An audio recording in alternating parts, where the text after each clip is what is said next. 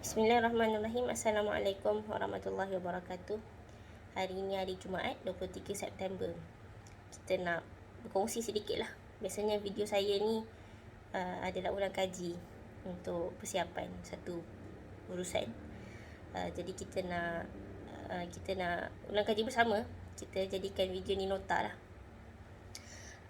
Tajuk program yang kita tengah siapkan ni adalah tajuknya Ijazah versus Risalah. Tajuk untuk tengok balik keperluan risalah ataupun dakwah kepada kita sebagai individu. Sejauh mana penting, sejauh mana ada kaitan.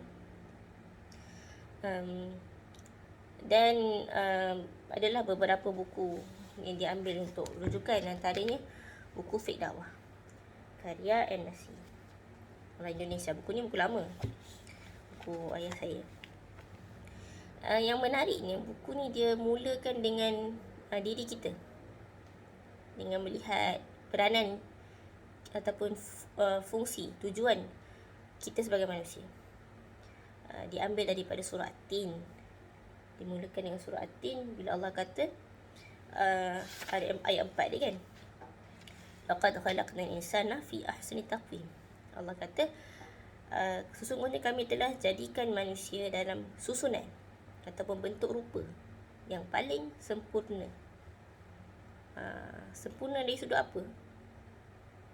Sempurna dari sudut itulah fungsinya.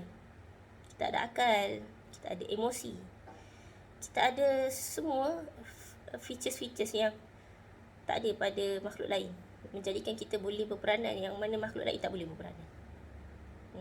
Kan? Itu yang menjadikan kita lebih tinggi ataupun lebih sempurna dalam tujuan beribadah. Tapi dalam ayat kelima Allah kata, "Tsumma radadnahu asfala safilin." Kemudian kami turunkan darjat mereka kepada darjat yang paling rendah. Tadi susunan paling sempurna, kemudian turun darjat paling rendah. Susunan adalah bentuk rupa lah kan. Darjat ni ranking, yang atas, yang paling atas dan yang paling bawah. Bila kita sebut ranking, maksudnya adalah kualiti-kualiti untuk mencapai ranking tu. Bila manusia turun paling bawah? Bila dia tidak memainkan peranan yang peranan pada bentuk rupa yang Tuhan dah ciptakan tadi, sehingga dia menjadi lebih hina daripada binatang. Kan? Kalau diikut nafsu tapi tak pakai peranan akal, tak pakai peranan hati, dia akan jadi lebih rendah daripada haiwan. Lepas tu ayat ke-6. Ayat ke-6 ni menarik bila dia start dengan illa, kecuali. Illa alladhina amanu wa amilus solihat falahum ajrun ghairu mamnun. Kecuali mereka yang beriman dan beramal soleh. Dekat sinilah kita nampak peranan dakwah tu. Kan?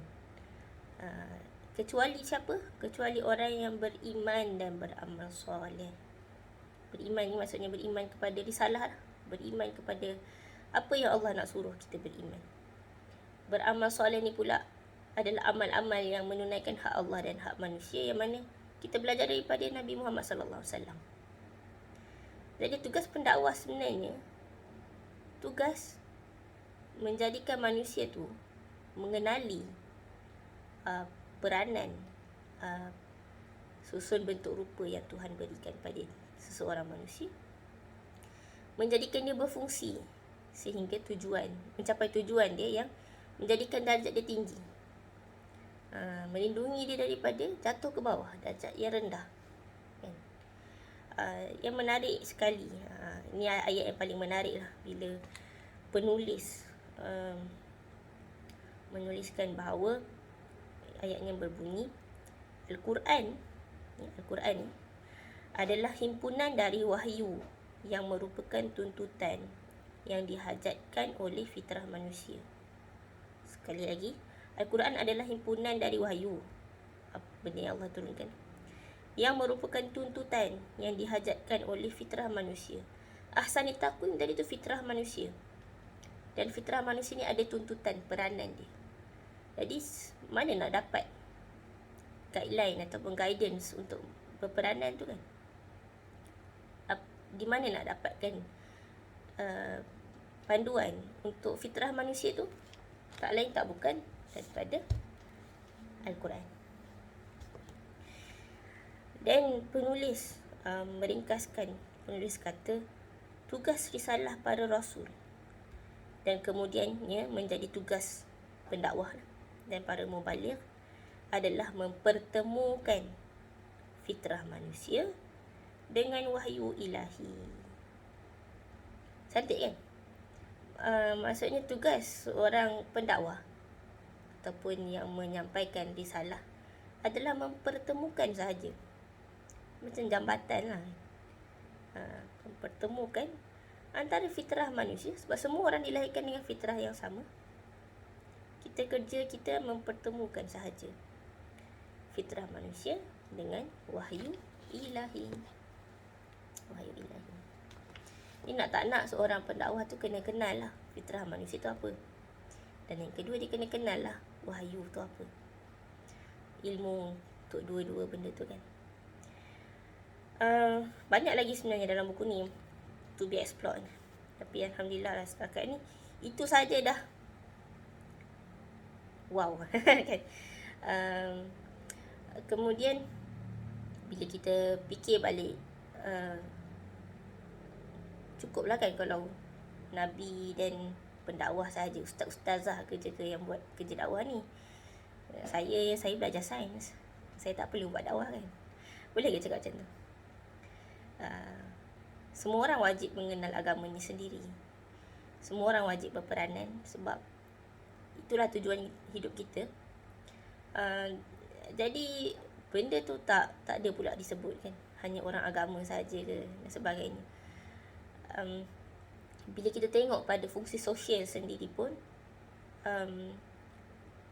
orang yang lebih banyak berfikir tentang masyarakat adalah orang yang bahagia.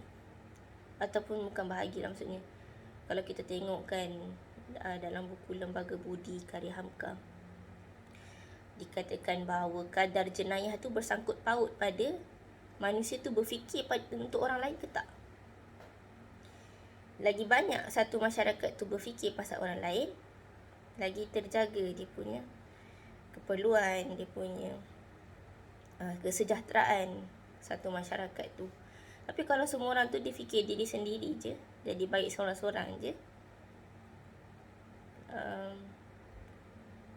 kesejahteraan tu hanya untuk dia, macam mana kan, terabailah masyarakat tu. Jadi kita yang diciptakan sebagai elemen utama masyarakat, kita hidup dalam masyarakat. Apa keburukan masyarakat pun kita rasai, kebaikan masyarakat pun kita rasai. Sebab kita nak tak nak sebahagian daripada masyarakat. Jadi nak tak nak, kita tak bolehlah hidup dalam masyarakat tu seakan-akan kita seorang je hidup. Dan kita sebagai seorang Muslim mengiktiraf bahawa Al-Quran adalah sebaik-baik panduan untuk kesejahteraan. Jadi kita pun tengok orang sekeliling, tengok apa lagi relung-relung dakwah yang belum kita isi. Apa lagi ruang-ruang kan, banyak ruang dakwah ni, tak semestinya belajar Al-Quran, belajar hadis. Banyak dalam sistem, dalam negara, dan dia cakap benda-benda besar lah kan. Even dalam contohnya dalam peribadi sendiri pun, benda-benda simple itu pun dakwah lah, kita panggil dakwah kan, kalau kita boleh menjumpainya dalam agama ini. So benda tu semua memerlukan peranan ramai, tak boleh seorang-seorang, dan tak boleh ustaz-ustazah je sebenarnya. Ustaz-ustazah pun kemampuan terbatas kan.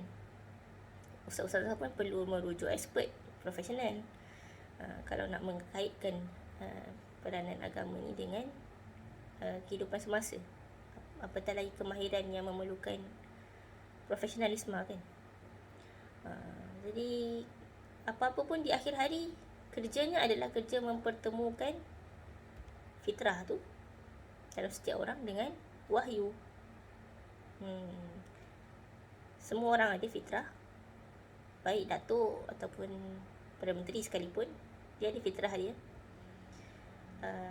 Baik orang-orang awam, baik orang-orang yang kerja di bidang sains dan sebagainya, semua ada fitrahnya. Dan semua orang perlukan wahyu. Jadi kerja kita besar, kerja panjang, kerja yang luas dan dalam. Itulah kita perlu memikirkan dalam rangka itu macam mana nak mempertemukan antara fitrah dengan wahyu. Jadi itu sahaja sedikit sebanyak yang kita boleh kongsi lah hari ni kan. InsyaAllah ada feedback boleh komen ataupun boleh mesej dan beritahu. Sampai ketemu lagi lah dalam perkongsian seterusnya. Assalamualaikum warahmatullahi wabarakatuh.